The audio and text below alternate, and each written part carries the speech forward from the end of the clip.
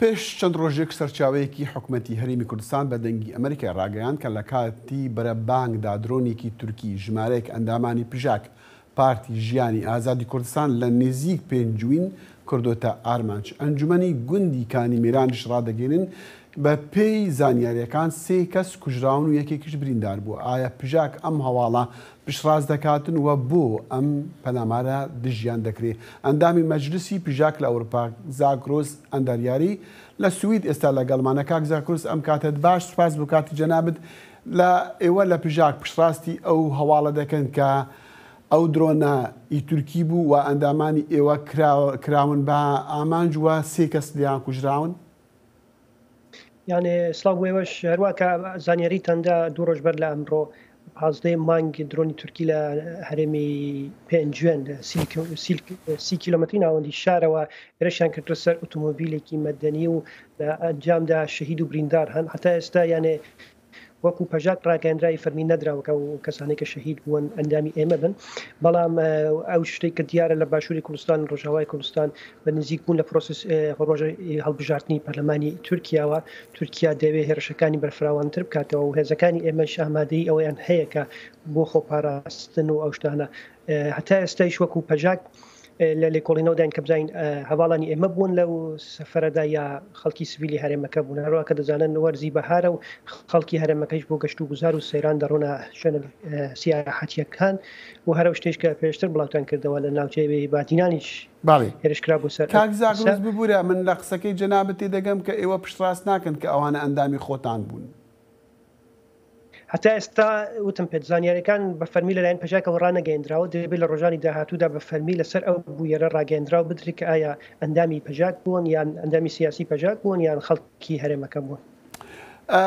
کاک زاکرۆس ئێمە دازانین ینی تا ئێستاش پشتڕاست نەکراوە ئەگەر ئەو درۆنەی تورکیا بیانی ئێران بچووکە. ئێمە دەزانین ئێرانش لە ماوەی ڕابردوودا چەندین جار بە درۆن پەلاماری کوردەکانی دیگەان پارتە سیاسەکانی کوردستانی تورکیاش دەکەن و دەیانکەن بە ئامانج. یعنی دەتوانی یان یەک دەتوانێت بڵێ ئەمە هاوکاریەک لێگواستنەوەی زانیاریەکان یانش هاوکاریەک بە شێوەیەکیان شێوەیەکی تر هەیە لە نێوان ئێران و تورکیادا بۆ ئامانجگرتنی ئێوە و حزبەکانی دیکەی کوردستانی ئێران؟ بەدڵنیایوێنە لەنێوان هەردوو داگیرکەری ئێرانی و تورکیدا ئاڵوگۆڕکردنی زانیاری و ئەو زانیاری سیخوریانە بەردەوامە، بەڵام شێوازی هێرشەکە ئەم جارە دڵنیایەوە هێرشی درۆنی تورکیا. درۆنەکانی ئێران درۆنی خۆکوژن کاتێکی هێرش دەکەن نمونە بینیمان بۆ سەر بارگەی ناوەندی حیزبەکانی دیکە ڕۆژهەڵاتی کوردستان چەند درۆنێکی ئێرانی هاتن.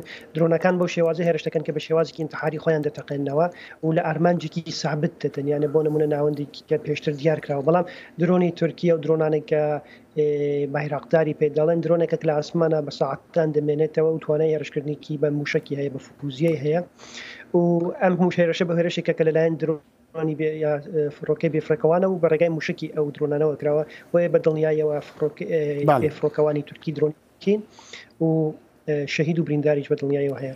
کاک زاکرۆس ئەم شێوە عێریشانە لەسەر هێزەکانی کوردی بە تایبەتیش لە ناو هەرێمی کوردستانی عێراقدا بە تایبەتیش بە درۆن چەندێک جوڵانەوەی ئێوە یان جوڵەی هێزەکانتان لەو هەرێمەدا سنوورداری کردووە؟ یانە بۆ ئێمە شێوازی هێرشکردنی ئێران و تورکیا زۆر جیاوازن. شێوازی هێرشکردنی ئێرانی ئەوەیە کە بارگایکی سابت دەکاتە ئامانجیا بە شێوازی موشکی و بە فوزیە لێ دەدا یا ئەوەی کە درۆنی ئینتحاری بۆ دەنێرێت دەبێت پێشتر گەرای شوێنەکەی هەبێ. بەڵام درۆنی تورکی تۆزێک جیاوازی ئەوەیە کە دەتوانێت بە ساعتان لە ئاسمانی هەرێمەکەدا بمێنێتەوە دوای بەدەستخستنی هەندێک زانیاری هێرش دەتوانێت پێکی بێنێ. بۆ نمونە گەر سێرتان کردو ئێران کەمتر هێرشی کردوتە سەر ئۆتۆمۆبیلی و شتیوە، بەڵام دەوڵەتی تورکیا دەتوانێت هێرش بکاتە سەر ئۆتۆمۆبیلەکان و لە زۆربەی کاتەکانیشتا ئۆتۆمۆبیلی خەڵکی سویلیشی ئامانج. ئێمەش فەرمو قسەکەت تەواوکە.